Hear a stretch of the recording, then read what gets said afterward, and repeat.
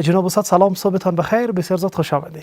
سلام، صبح شما بخیر و صبح همکارایتان بخیر باشه. امید که صبح را به خوبی و به خوشی آغاز کرده باشه. جهان سپاس جناب استاد که آمدین، دعوت ما را پذیرفتین. جناب استاد، در آغاز سلسله تجارت از دید اسلام و از دید اصول فنی تجارت ما شما یک برنامه داشتیم که اخلاص نیت در تجارت باعث این می شود که بهترین پیشه برای ما شما تجارت باشد. اگر با صداقت پیش ببریم، با توجه به نیازهای مردم و عدالت پیش ببریم، این تجارت در روز آخرت با شهدا و صالحین و انبیا حشر می شود. حالا در این راستا اعتماد و اعتبار چقدر نقش بسزا و مهمی دارد؟ قربانتان جناب شیرزاد صاحب، زمانی که یک کس میخواد که یک تجارت شروع بکنه، مهمترین شاخص یا پایه یک بزنس یک تجارت از یک است امی اعتماد اعتباری است که باید اول یک شرکت یا کسب کار چی داشته باشه، اعتماد اعتبار خود کار بکنه و اعتماد اعتبار در بازار پیدا بکنه. بله. و میخوایی که یک کسب کار را شروع بکنی، در قدم نخست باید چی کارا را انجام بده؟ اولین کاری را که باید انجام بده، باید یک محصول پرسود که مفاد بکنه.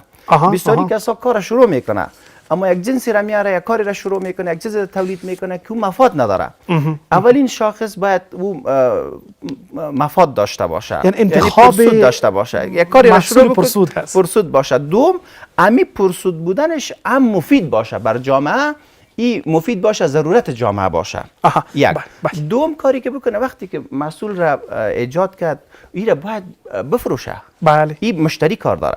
دوم گزینه باید مشتری پیدا بکنه. بله. جناب استاد، این که ما چگونه یک محصول را انتخاب بکنیم و این که محصول ما چقدر باید عالی باشد و با استفاده از چی روش های انتخاب بکنیم، سوالی است که از جناب استاد میپرسیم. واقعا این دو مؤلفه ای را که جناب استاد اشاره داشتن، اول این که در انتخاب محصول و خدمات باید محتاط باشیم، یکی این که دارای سود خوبتر باشد و دوم این که برای دیگران هم مفید واقع گردد. جناب استاد، بالای نقطه مفید بودیم. بله. یعنی مفید بودن به چی مفهوم جناب استاد؟ مفید تو یک جنسی باشه که نفعش به مردم برسه. و اول نفعش و سودش باید جنسی را وارد بکنی که یا تولید بکنی که به خودت مفاد داشته باشه.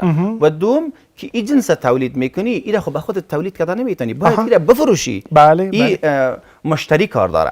یعنی گزینه دوم، مهارت دیگر باید یاد داشته باشی که تو مشتری را جذب کنی. چی از طریق شبکه‌های اجتماعی میشه امروز، چون تجارت تغییر کرده، باید مشتری پیدا بکنی. بعد از اینکه تو مشتری را پیدا کردی، باید گزینه سوم که فروش است، این را سر مشتری بفروشی. اگر فروش نداشته باشی، کسب کارت از پیش از بازار برداشته میشی. باید فروش قسمی که بکنی که هم خودت مفاد بکنی، هم مشتری مفاد بکنه. اگر مشتری را در نظر بگیری، روز به روز فروشت بیشتر میشه.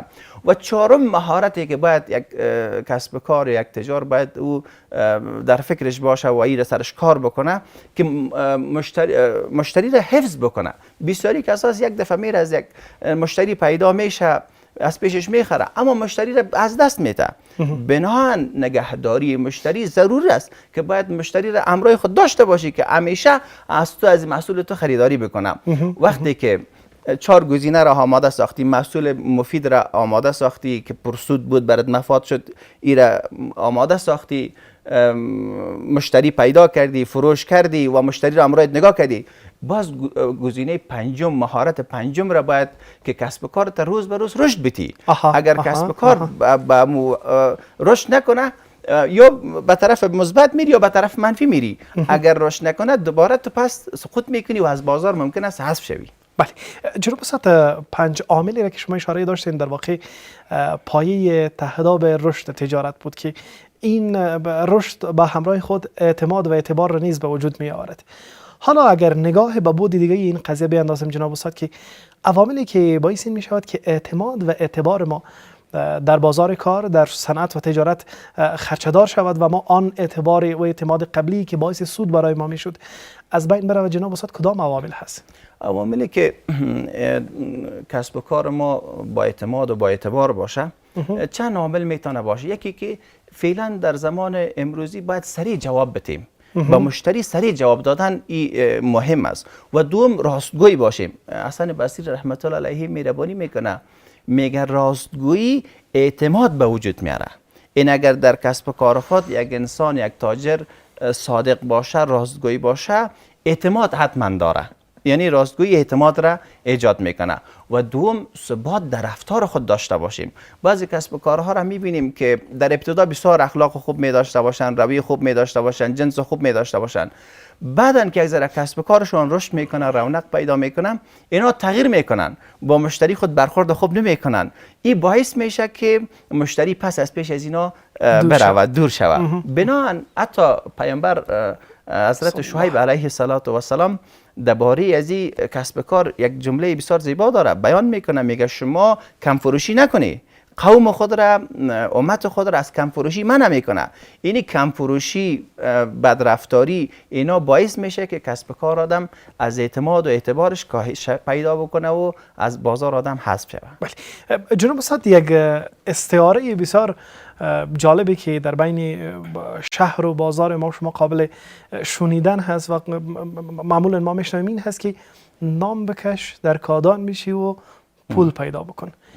این جمله چقدر جمله خطرناک برای خرچه‌دار ساختن اعتماد و اعتبار هست که ما اگر در آغاز نام کسب بکنیم، رشد بکنیم و سپس آن کیفیت، آن رفتار و برخوردی که شما اشاره داشتین نداشته باشیم، چقدر میتواند همان کشتی نزدیک ساحل ما را غرق بکند.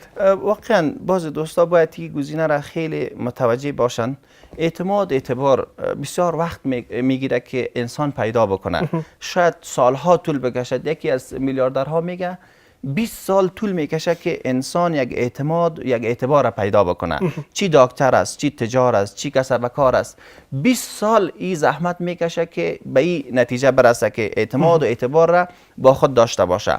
اما با یک روز همه این اعتبار و اعتمادش از بین میره. اگر غفلت بکنه، اگر ایتو فکر بکنه که مردم آله در چشم مردم خاک زدن باشه، با یک روز تمام اعتماد و اعتبارش از بین میره.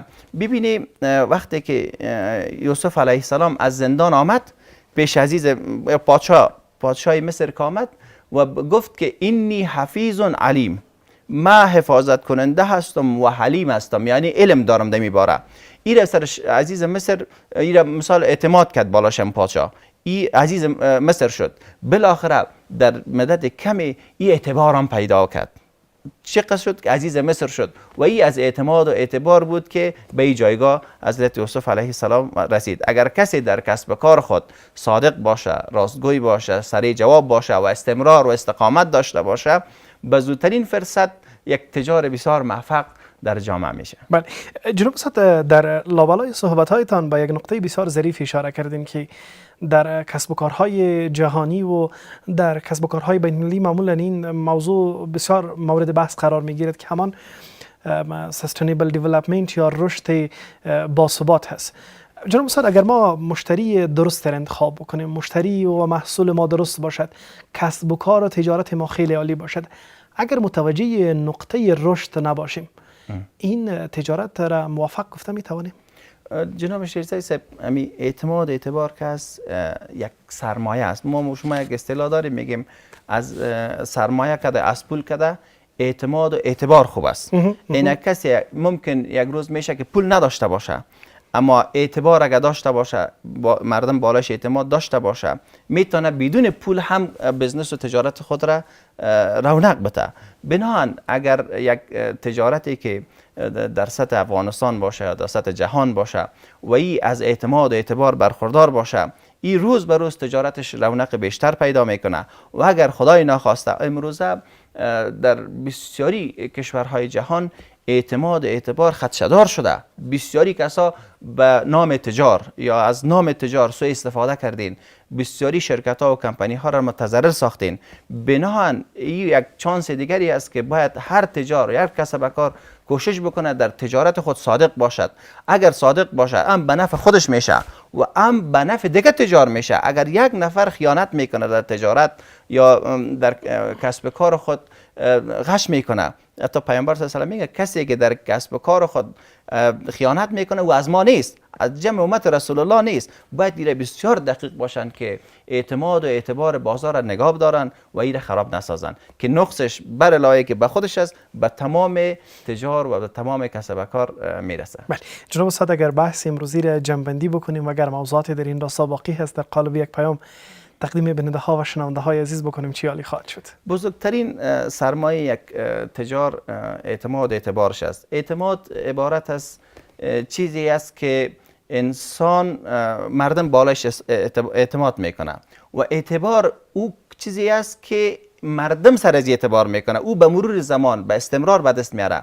کوشش بکنن در کسب و کار خود صادق باشن، رازگوی باشن، امانتدار باشند. پیامبر صلی الله علیه و سلم که پیامبر ما بود، پیش از اینکه به پیامبری مبعوث یک پیامبر امین بود، رازگوی بود و صادق بود تا تانست جامعه را متحول بسازد. بنابراین هر کسی که یک کسب و کار را ایجاد میکند، نخستین کاری که باید بکند صادق باشد، راستکار باشد، امانتدار باشد تا اعتماد و اعتبار را کسب بکند و یک تجارت موفق و کامیاب داشته باشد. جهان سپاس جناب استاد و ممنون از شما عزیزان بیننده و شنونده که همراهی کردین.